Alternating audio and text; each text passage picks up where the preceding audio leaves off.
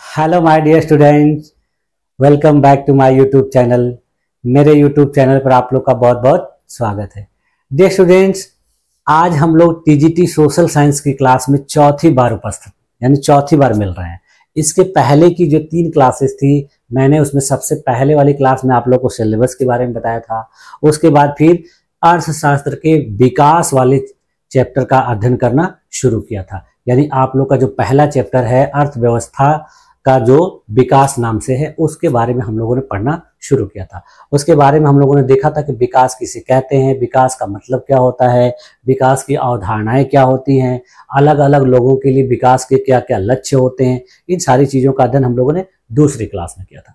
फिर उसके बाद जो है तीसरी क्लास में हम लोगों ने पढ़ा था कि विकास को किस तरीके से मापा जाए, विकास की तुलना की कैसे की जाए, विकास को तुलना करने का क्या मानक होना चाहिए, किसके द्वारा किस प्रकार से विकास मापा जाता है, किसको विकसित देश कहा जाता है, किसको विकासशील देश कहा जाता है और किसको अल्प विकसित देश कहा जाता है। तो ये सारी चीजें हम लोगों ने पिछली क्लास में पढ़ी थी। उसके अलावा फिर मैंने आप लोग को इसमें सार्वजनिक सुविधाओं के बारे में बताया था, पीडीएस सिस्टम के बारे में बताया था, फिर दुनिया के कुछ प्रमुख देशों की जीडीपी के बारे में मैंने आप लोग को दिखाया था, फिर दुनिया में प्रति व्यक्ति आय के मामले में कौन कौन से देश बहुत उच्च स्थान पर हैं, इसके बारे में भी बताया था। तो ये सारी चीजें हम लोगों ने अब तक अध्ययन कर लिया। आज जो है चौथी क्लास है, यानी इस विकास चैप्टर की अर्थव्यवस्था की समझ वाला जो है, आर्थिक विकास की समझ वाला जो पेपर है आप लोग का, उसका ये आज तीसरा क्लास है। और मैं पूरी कोशिश करूंगा कि आज की क्लास में आपका ये थ्योरी वाला पार्ट जो है खत्म हो जाए और इसके नेक्स्ट क्लास में मैं आप लोग को इससे रिलेटेड जो है एमसीक्यू भी करवा दूंगा, जिससे क्या होगा कि ये चैप्टर आपका पूरी तरह से कंप्लीट हो जाएगा। तो चलिए आइए देखते हैं कि इस चैप्टर में कुछ और थ्योरेटिकली चीजें क्या बची हुई है। ठीक है, चलते देखिए। पिछली क्लास में हम लोगों ने देखिए पीडीएस सिस्टम के बारे में पढ़ लिया था, सार्वजनिक वितरण प्रणाली या राशनिंग किसे कहते हैं, इसके बारे में मैंने आप लोग को डिटेल में सारी चीजों को बता दिया था। अब देखिए इसके आगे जो है वो क्या चीज है, वो एक तालिका दी गई है जिसमें अपने प्रदेश उत्तर प्रदेश की शैक्षणिक उपलब्धि के बारे में बताया गया है। इसमें क्या दिखाया गया है कि उत्तर प्रदेश की जो ग्रामीण जनसंख्या उसकी शैक्षिक उपलब्धि किस प्रकार से है। तो देखिए इसमें दिखाया गया है कि भारत के उत्तर प्रदेश राज्य में ग्रामीण जनसंख्या की जो साक्षरता दर है पुरुषों में 76% है, महिलाओं में 54% है। यानी उत्तर प्रदेश के 76% जो पुरुष हैं वो शिक्षित हैं और महिलाएं 54%।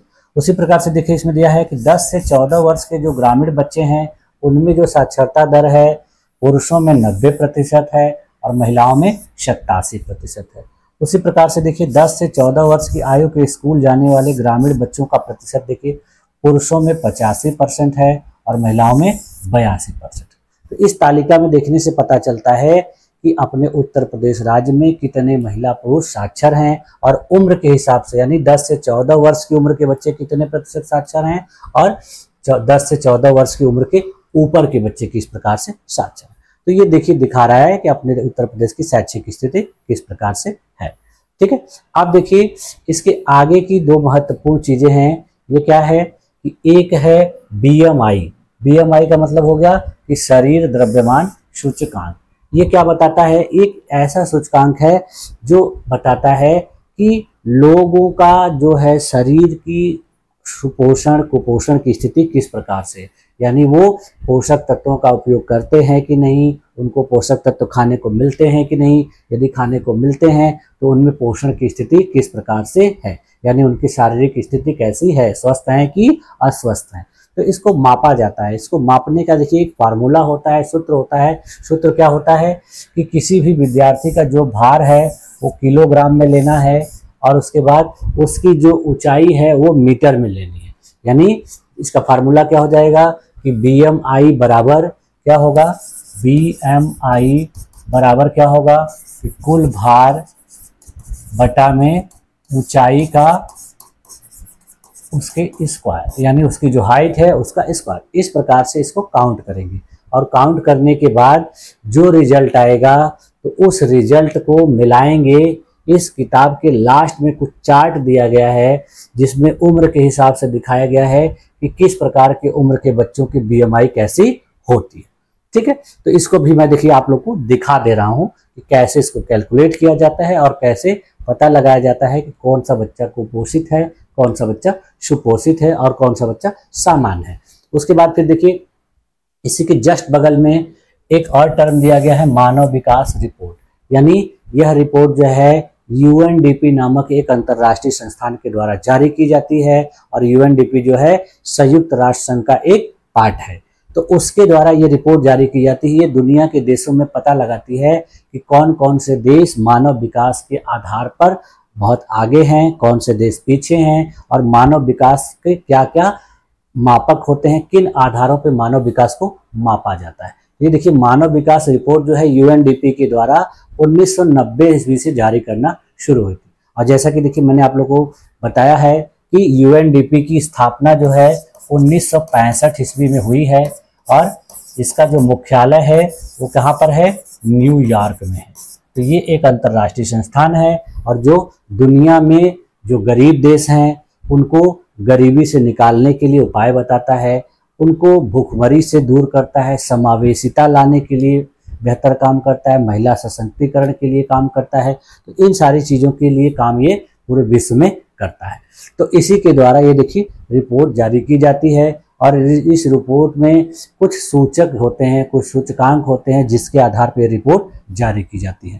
तो देखिए एक रिपोर्ट है, इसमें सूचकांक देखिए क्या है, ये 2023-24 का सूचकांक है जिसमें देखिए कुछ भारत के पड़ोसी देश और भारत का सूचकांक दिया गया है, जिसमें देखिए क्या लिखा गया है कि सकल राष्ट्रीय आय यानी प्रति व्यक्ति आय के मामले में कौन कौन से देश के किस प्रकार से हैं। जैसे देखिए यहाँ पर भारत के पड़ोसी देशों में सबसे पहले श्रीलंका को लिया गया है। इसके देखिए प्रति व्यक्ति क्या है 11,899, यानी भारत के पड़ोसी देशों में सबसे ज़्यादा प्रति व्यक्ति आय इसी की। उसके बाद दूसरे स्थान पर देखिए अपना देश भारत है, तीसरे स्थान पर म्यांमार है, चौथे स्थान पर पाकिस्तान है, पांचवें पर नेपाल है और छठे पर जो है बांग्लादेश। तो इस प्रकार से देखिए इसमें प्रति व्यक्ति आय दी गई है। उसके बाद फिर देखिए जन्म के समय संभावित आयु दिखाई, यानी इन देशों में किस बच्चे को जन्म के बाद ज़्यादा समय तक जीवित रहने की संभावना रहती है। तो देखिए श्रीलंका में 76.6 यानी 76 वर्ष से ऊपर तक जो लोग हैं जीवित रहते हैं। वही देखिए भारत में 67 यानी 67.7 वर्ष तक। उसी प्रकार से देखिए जो है म्यांमार में भी 67 वर्ष, पाकिस्तान में 66 वर्ष, उसके बाद देखिए नेपाल में 70 वर्ष तक और बांग्लादेश में 73 वर्ष तक। तो इस प्रकार की संभावित आयु दिखाई जा रही है। उसी प्रकार से देखिए विद्यालयों में जो औसत आयु है वो 25 वर्ष या उसके अधिक के जो बच्चे हैं वो कितने समय तक विद्यालयों में पढ़ते हैं, यानी 25 वर्ष से ज़्यादा उम्र के बच्चे कितने प्रतिशत पढ़ाई जारी रखते हैं और कितने प्रतिशत छोड़। तो ये देखिए क्या है, श्रीलंका में 11.2%, भारत में 6.6, म्यांमार में 6.5, पाकिस्तान में 4.4 और यहाँ पर नेपाल में 4.5 और बांग्लादेश में 7.4। यानी ये दिखा जा रहा है कि 25 वर्ष के ऊपर की उम्र के कितने बच्चे अभी भी शिक्षा ग्रहण कर रहे हैं। इसके बाद देखिए विश्व में मानव विकास सूचकांक का क्रमांक इनका कैसे, देखिए श्रीलंका का जो है 78 है, भारत का 134 है, उसके बाद देखिए म्यांमार का जो है 144 है, पाकिस्तान का 164 है और उसके बाद फिर देखिए नेपाल का 146 है और बांग्लादेश का 129 है। तो ये विश्व में सूचकांक दिए गए हैं। अब देखिए ये जो मानव विकास रिपोर्ट जारी की जाती है ये 3 महत्वपूर्ण जो है फैक्टर्स के आधार पर जारी की जाती है, 3 महत्वपूर्ण कारक पर जारी। सबसे पहला क्या होता है कि शिक्षा के आधार पर, शिक्षा की स्थिति किसी देश में कैसी है, दूसरा चीज है वहाँ स्वास्थ्य की स्थिति कैसी है और तीसरा चीज क्या है कि वहाँ की प्रति व्यक्ति आय किस प्रकार से। तो इन तीनों के आधार पर ही यूएनडीपी के द्वारा यह रिपोर्ट जारी की जाती है और यह रिपोर्ट जो है दुनिया के 193 देशों में जारी की जाती है। यानी ये जो सूचकांक है ये 193 देशों में बताया गया है कि कौन से देश की किस प्रकार की स्थिति है। ठीक है, अब देखिए हम लोग देख लेते हैं बीएमआई को कैसे कैलकुलेट किया जाता है और मानव विकास सूचकांक के लिए कौन कौन से आधार होते हैं जिसके आधार पर इसको कैलकुलेट किया जाता है। देखिए जैसे मान लीजिए आपसे पूछा जाए कि बीएमआई क्या है, अगर क्वेश्चन पूछ लिया जाए तो देखिए क्या करेंगे, यह जो बीएमआई है इसका फुल फॉर्म क्या होता है, बॉडी मास इंडेक्स, और हिंदी में इसको क्या कहते हैं, शरीर द्रव्यमान सूचकांक। तो एक ऐसा मानक है जो किसी व्यक्ति के वजन और लंबाई के आधार पर यह बताता है कि उसका शरीर स्वस्थ श्रेणी में आता है या नहीं। इसका उपयोग देखिए यह जानने के लिए किया जाता है कि कोई व्यक्ति कुपोषित है या सामान्य है या अधिक वजन वाला या मोटापे से ग्रसित है। अभी मैंने आप लोग को इसके बारे में बताया। अब देखिए इसका फार्मूला क्या है। फार्मूला अभी देखिए क्या बताया मैंने, BMI बराबर क्या होता है, वजन किलोग्राम में और उसका भाग देंगे लंबाई के वर्ग से, और लंबाई किस में होगी, मीटर में होगी। जैसे उदाहरण के लिए देखिए, अगर किसी व्यक्ति का वजन 70 किलोग्राम है और उसकी लंबाई 1.75 मीटर है, तो इसमें देखिए क्या होगा कि उसका BMI जब काउंट करेंगे तो 70 में भाग देंगे 1.75 के वर्ग से, यानी 1.75 गुणे 1.75 बराबर क्या होगा, 70 बटा में 3.06, यानी जब इसको भाग देंगे तो क्या आएगा 22.9। तो इसके क्या है, इससे पता चल रहा है कि यह जो BMI आया है ये क्या है, एक सामान्य है, यानी इससे ये पता चल रहा है कि बच्चे को किसी भी प्रकार की स्वास्थ्य संबंधी समस्या नहीं। अब देखिए BMI के लिए WHO के द्वारा कुछ मानक दिए गए हैं, जिसको मैं आप लोग को फिगर के आधार पर दिखा दे रहा हूं। जैसे देखिए, जब हम लोग हाइट को लेते हैं मीटर में तो कैसे काउंट करेंगे। जैसे मान लीजिए आपने अपनी हाइट को मापा, तो हाइट को जैसे फीट में अगर माप रहे हैं तो 1 फीट बराबर देखिए क्या होता है 30.48 सेंटीमीटर। तो आपको किसी तरीके से इसको मीटर में कन्वर्ट करना है। और जैसा कि आप लोग जानते हैं कि 1 इंच बराबर क्या होता है 2.54 सेंटीमीटर। उसी प्रकार से देखिए 1 फीट है 0.30 मीटर, तो 1 मीटर बराबर क्या हो जाएगा 3 फीट और 3.37 इंच। तो इस तरीके से आप अपनी हाइट को फीट में है, अगर इंच में आपको पता है या सेंटीमीटर में पता है, तो उसको कन्वर्ट करके आप मीटर में ला सकते हैं, और फिर उसके बाद आप इसको फार्मूला के तहत BMI काउंट कर सकते हैं। अब देखिए ये जो BMI का जो चार्ट है, इसमें देखिए किस प्रकार की उम्र के बच्चों का क्या BMI होना चाहिए। देखिए यहाँ पर उम्र के हिसाब से दिया गया है, 14 वर्ष 0 माह का बच्चा है तो उसका जो है अगर 15.4 से कम है तो बच्चा कुपोषित या कमजोर कहा जाएगा। यदि 15.4 से 27.3 के बीच है तो उसको सामान्य कहा जाएगा। अभी हम लोगों ने एक BMI निकाला था, उसमें क्या था 22 कुछ था, तो मैंने क्या बताया कि वो सामान्य। देखिए क्या है कि 15 से 27 के बीच में है तो सामान्य है। तो उसी प्रकार से देखिए अगर किसी का 27.3 से अधिक है तो कहा जाएगा वो बच्चा कुपोषित यानी मोटापे का शिकार है।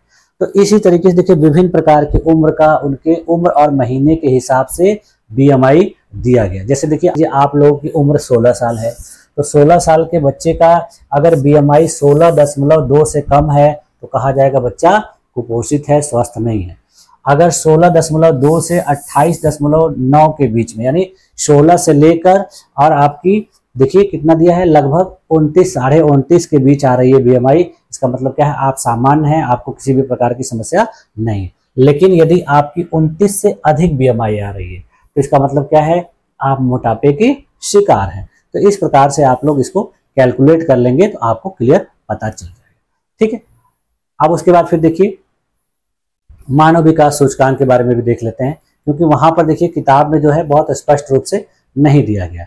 तो देखिए मानव विकास सूचकांक क्या है कि ये संयुक्त राष्ट्र विकास कार्यक्रम के द्वारा विकसित किया गया है, एक संकेतक है और इससे किसी देश के मानव विकास को मापा जाता है। यह देखिए केवल GDP पर आधारित नहीं होता है, बल्कि इसमें स्वास्थ्य, शिक्षा और जीवन स्तर को भी ध्यान में रखा जाता है। तो देखिए इसके 3 मुख्य घटक हैं, अभी मैंने बताया। पहला क्या है स्वास्थ्य, दूसरा शिक्षा और तीसरा जो है क्या है जीवन स्तर। तो 3 चीजों है जो इसमें महत्वपूर्ण है। अब देखिए स्वास्थ्य में क्या देखा जाता है कि जन्म के समय बच्चा कितने वर्ष तक जीवित रहने की एक्सपेक्टेंसी रखता है, यानी जन्म लेने के बाद वो कितने वर्ष तक जीवित रहेगा। इससे पता चलता है कि किसी देश में जो लोग हैं वो कितनी लंबी उम्र तक जीते हैं। अभी देखिए हम लोगों ने वहाँ चार्ट देखा था। उसके बाद देखिए दूसरी चीज क्या है, ये इस्तेमाल करता है शिक्षा की, यानी औसत शिक्षा अवधि, यानी जो बच्चे किसी देश में हैं तो वर्तमान में वो कितने वर्ष तक पढ़ाई किए हुए, यानी कितने वर्ष तक उन्होंने शिक्षा ग्रहण की है। उसके बाद फिर देखिए जो बच्चे स्कूल में दाखिल हो रहे हैं वह कितने साल तक पढ़ाई करने की संभावना रखते हैं। अगर किसी का एडमिशन कराया जा रहा है किसी स्कूल में तो कितने वर्ष तक पढ़ने की संभावना रखते हैं, बीच में छोड़ तो नहीं देंगे। तो ये सब चीजें देखी जाती है। उसके बाद फिर देखिए जीवन स्तर, स्टैंडर्ड ऑफ लिविंग मापा जाता है और ये किसके आधार पे होता है, ये प्रति व्यक्ति सकल राष्ट्रीय आय के। तो ये दिखाता है कि किसी देश की आमदनी किस लेवल की है। तो इस प्रकार से देखिए आपका ये जो है मानव विकास सूचकांक कैलकुलेट किया जाता है। इसकी शुरुआत कब से हुई थी, अभी मैंने आप लोग को बताया, इसकी शुरुआत हुई है 1990 से। तो 1990 से यूएनडीपी के द्वारा इसका सूचकांक जारी किया। ठीक है, तो इस तरीके से देखिए हम लोगों ने बीएमआई और एचडीआई के बारे में देखा। अब देखिए थोड़ा आगे की जो चीजें हैं उनको भी देख लिया। हाँ, अगला देखिए टर्म क्या है, विकास की धारणीयता, यानी विकास ऐसा होना चाहिए कि जो सतत रूप से संपोषणी विकास की तरह हो। यानी ऐसा ना हो कि विकास कुछ ही लोगों के द्वारा किया जाए, बाकी लोगों को अछूता छोड़ जाए। यानी वर्तमान पीढ़ी के लोगों के द्वारा सभी संसाधनों का उपयोग कर लिया जाए और भविष्य के लिए कुछ छोड़ा ही ना जाए। तो ऐसा विकास नहीं होना चाहिए। विकास कैसा होना चाहिए, धारणीय होना चाहिए, यानी सतत पोषणी विकास होना चाहिए, जिसमें क्या करना होगा कि वर्तमान की जरूरतों को भी आपको पूरा करना है और भविष्य का भी ख्याल रखना है। यानी संसाधनों को इस तरीके से इस्तेमाल करना है कि वो भविष्य के लोगों के लिए भी बचे रहें और पर्यावरण का भी संतुलन बना रहे, पर्यावरण को क्षति न पहुंचाई जाए।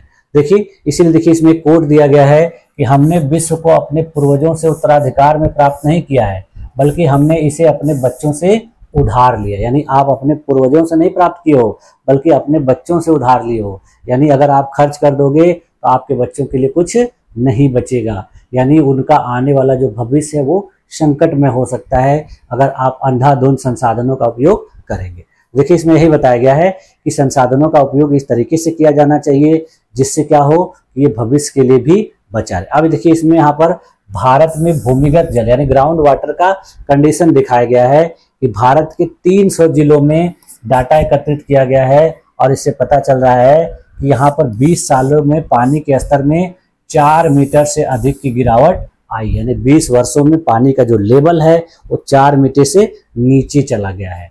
और इसमें देखिए 1/3 भाग भूमिगत जल भंडारों का अति उपयोग कर रहा है। यदि इस साधन के प्रयोग करने का वर्तमान तरीका जारी रहा तो 25 वर्षों में देश का 60% भाग इस साधन का अति उपयोग कर रहा होगा। यानी जिस तरीके से ग्राउंड वाटर का उपयोग लोग इस समय कर रहे हैं, अगर यही प्रक्रिया जारी रही तो 25 वर्षों में क्या हो जाएगा कि देश के 60% भाग जो है इसका अति उपयोग कर रहे होंगे।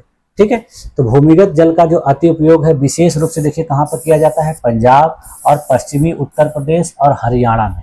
क्यों वहाँ पे किया जाता है, क्योंकि वहाँ पे कृषि के उत्पादन के लिए सिंचाई का बहुत ज़्यादा उपयोग किया जाता है और सिंचाई के कार्य में ही ज़्यादातर जो है भूमिगत जल का उपयोग किया है। लोग क्या करते हैं, मशीन चालू कर देते हैं, छोड़ देते हैं, जाके सो जाते हैं, तो उससे क्या होता है कि खेतों में पानी बहुत ज़्यादा भर जाता है और दूसरे के खेतों में भी बहने लगता है। उसी के अलावा देखिए शहरों में भी क्या होता है कि जो लोग सबमर्सिबल वगैरह लगाए रहते हैं तो उससे क्या करते हैं कि पानी का बहुत एक्सेस यूज करते हैं, तो इससे भी क्या हो जाता है कि पानी की कमी होती है। इसके अलावा देखिए समृद्ध क्षेत्र मध्य और दक्षिण भारत के चट्टानी पठारी क्षेत्रों, कुछ तटवर्ती क्षेत्रों में तेजी से विकसित हो रही शहरी बस्तियों में भी ऐसी समस्या देखी जाती है। यानी वहां पर भी पानी का बहुत ज़्यादा इस्तेमाल किया जा रहा है। तो ऐसे देखिए आपको क्या पता चल रहा है कि भूमिगत जल का बहुत ज़्यादा अति उपयोग हो रहा है। अगर ये कंडीशन जारी रही तो देखिए वो दिन दूर नहीं है जब हम लोगों को पानी की किल्लत झेलनी पड़ेगी। ठीक है, अब दूसरा चीज देखिए क्या है, इसी धारणीयता से संबंधित है नवीकरणीय और गैर नवीकरणीय संसाधनों के उपयोग से। यानी हम लोगों ने देखिए भूगोल में पढ़ा था कि गैर नवीकरणीय और नवीकरणीय संसाधन क्या क्या होते हैं, यानी परंपरागत और अपरंपरागत ऊर्जा के स्रोत क्या होते हैं।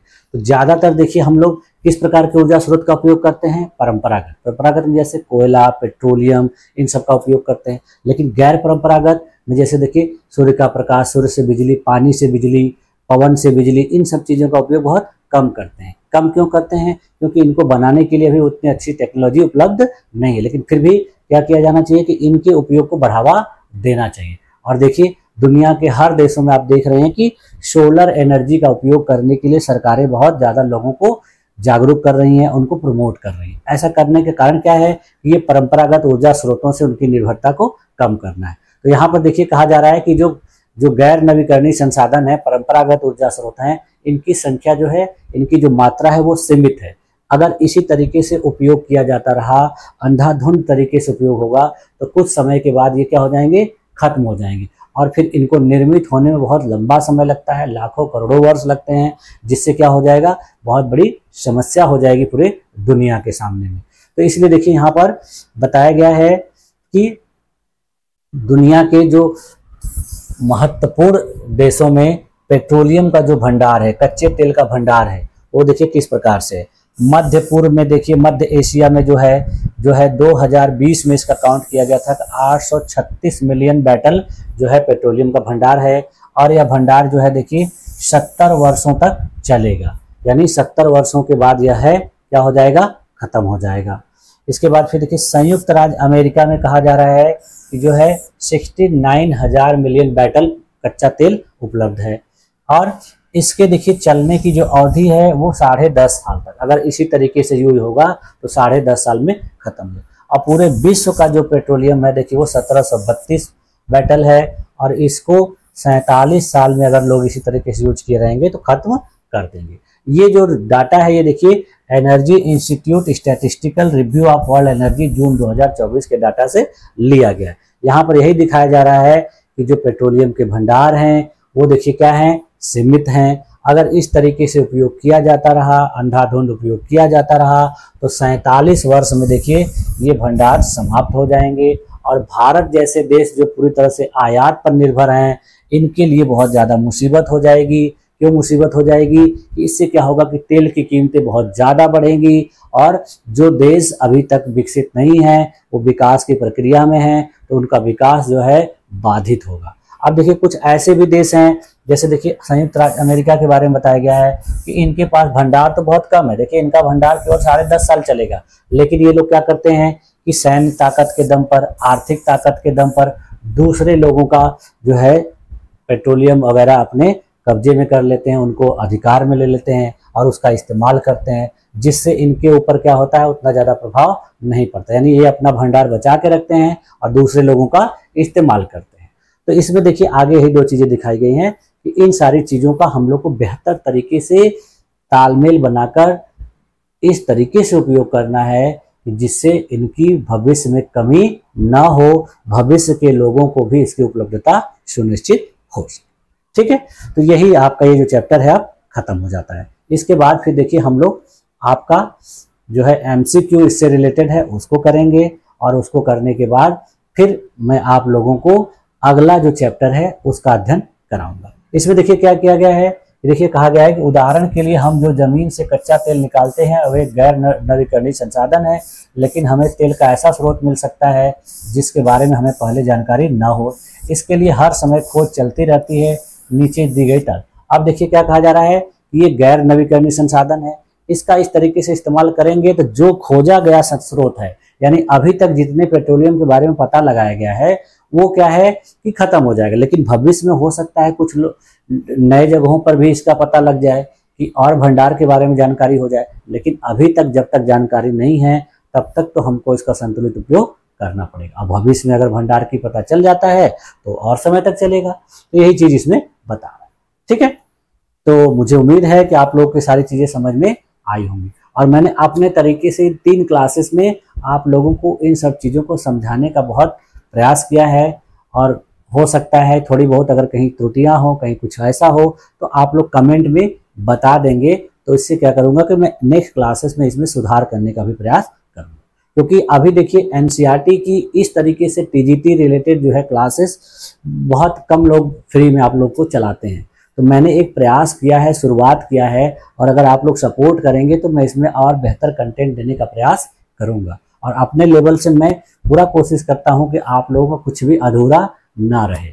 इसलिए देखिए मैं अलग से चार्ट वगैरह बना के आप लोग को दिखा देता हूं और उसमें आप लोग को चीज़ों को क्लियर कर देता हूं।